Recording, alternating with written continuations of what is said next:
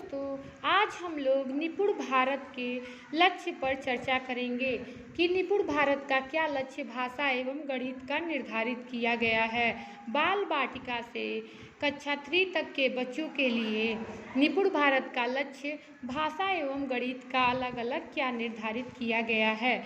निपुण भारत के लक्ष्य पर चर्चा करने से पहले मैं इस बात पर चर्चा करूंगी कि निपुण भारत का मुख्य उद्देश्य क्या है। निपुण भारत की शुरुआत कब की गई थी, निपुण का फुल फॉर्म क्या होता है, और हिंदी एवं इंग्लिश में दोनों में चर्चा करूंगी कि निपुण का फुल फॉर्म क्या होता है। सबसे पहले मैं ये चर्चा करूंगी कि निपुण भारत का मुख्य उद्देश्य क्या है। निपुण भारत का मुख्य उद्देश्य आधारभूत साक्षरता एवं संख्यात्मक ज्ञान को छात्रों के अंतर्गत विकसित करना है।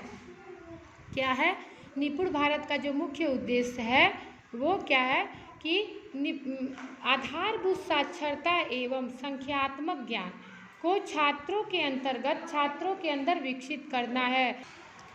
निपुण भारत योजना के माध्यम से सन 2026 से 27 तक तीसरी कक्षा के अंत तक छात्रों को पढ़ने लिखने एवं अंकगणित को सीखने की क्षमता प्राप्त होगी। निपुण भारत का क्या उद्देश्य है, क्या लक्ष्य है? ये लक्ष्य है कि निपुण भारत का ये लक्ष्य है कि 2026 से 27 तक सन 2026 से 27 तक तीसरी कक्षा के अंत तक छात्रों को क्या क्या आ जाए, पढ़ने आ जाए, लिखने आ जाए एवं अंकगणित को सीखने की क्षमता हमारे छात्रों के अंदर विकसित हो जाए।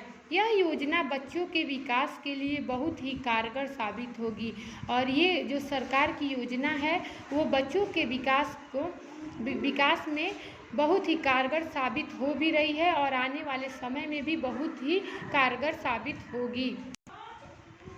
अब हम इस बात पर चर्चा करेंगे कि निपुण भारत की शुरुआत कब की गई थी। निपुण भारत की शुरुआत 5 जुलाई 2021 को की गई थी। अब हम लोग निपुण का फुल फॉर्म क्या होता है इंग्लिश में इस बात पे चर्चा करेंगे। निपुण की स्पेलिंग होती है NIPUN। तो सबसे पहले N से नेशनल, I इनिशिएटिव, P से प्रोफिशिएंसी इन रीडिंग, U से विथ अंडरस्टैंडिंग, N से एंड न्यूमरेसी। हिंदी में इसका फुल फॉर्म होता है बेहतर समझ और संख्यात्मक ज्ञान के साथ साथ पढ़ाई में प्रवीणता के लिए राष्ट्रीय पहल। निपुण जो है वो एक राष्ट्रीय पहल है जिससे बच्चों की पढ़ाई अच्छा से अच्छा की जा सके। ये एक पहल है और हमें पूरा विश्वास है कि हमारे बच्चे निपुण भारत की योजना के माध्यम से बहुत ही अच्छे से पढ़ाई कर पाएंगे और उनका मानसिक अच्छे से विकास हो पाएगा। अब हम लोग निपुण के लक्ष्यों पे चर्चा करेंगे कि भाषा का क्या लक्ष्य निर्धारित किया गया है। बाल वाटिका के लिए निर्धारित सूची में से 2 अक्षर वाले 5 शब्दों को सही से पढ़ लें। बाल वाटिका के बच्चों के लिए ये निर्धारित किया गया है कि जो भी उनके लिए सूची निर्धारित है उनमें से बच्चे 2 अक्षर वाले दिए हुए शब्दों में से 5 शब्दों को अच्छे से पढ़ ले। 2 अक्षर वाले कौन कौन से हो जाएंगे? से नल, चल, कल, पल, फल, इन सब जो अक्षर वाले शब्द हैं उनको बच्चे अच्छे से पढ़ लें। कक्षा 1 के लिए भाषा का लक्ष्य है 5 सरल शब्दों 2 अक्षर से बने वाक्य पढ़ लें, कि बच्चे 5 सरल शब्दों को पढ़ लें और 2 अक्षर से बने जो भी वाक्य हैं उनको सही से पढ़ लें। कक्षा 2 के लिए है कि अनुच्छेद को 45 शब्द प्रति मिनट के प्रवाह से पढ़ लें।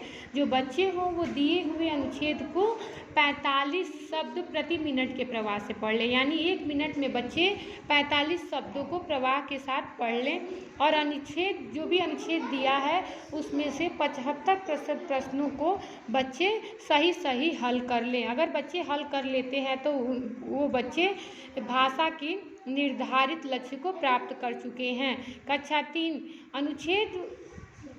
दिए हुए अनुच्छेद में से 60 शब्द प्रति मिनट के प्रवाह से बच्चे पढ़ लें। अगर हमारे बच्चे जो अनुच्छेद दिया गया है उसमें से प्रति मिनट के प्रवाह से 60 शब्दों के प्रति मिनट के प्रवाह से बच्चे पढ़ लेते हैं तो इसका मतलब है कि हमारे बच्चों ने भाषा का लक्ष्य प्राप्त कर लिया है।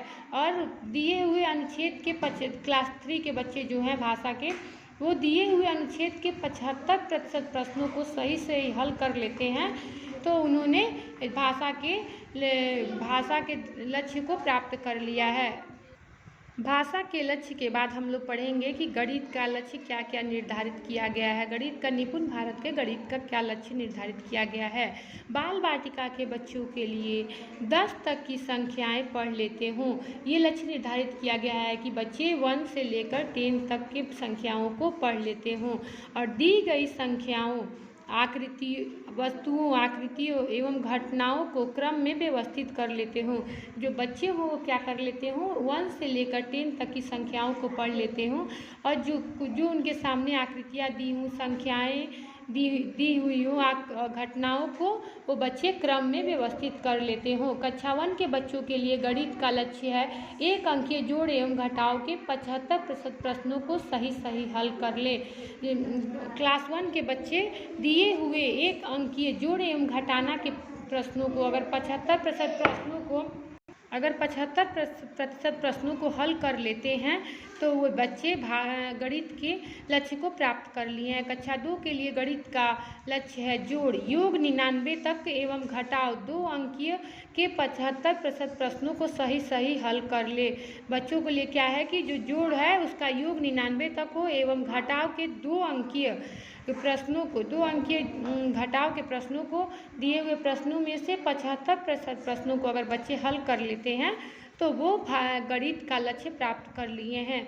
कक्षा 3 के लिए गणित का लक्ष्य निर्धारित किया गया है जोड़, जिसका योग 999 तक एवं घटाव 3 अंकीय घटाव दिए हुए प्रश्नों में से अगर वो 75% प्रश्नों को हल कर लेते हैं तो बच्चे हमारे गणित का लक्ष्य प्राप्त कर लिए हैं। और एवं 2 से 10 तक संख्याओं से गुणनफल 100 तक आए।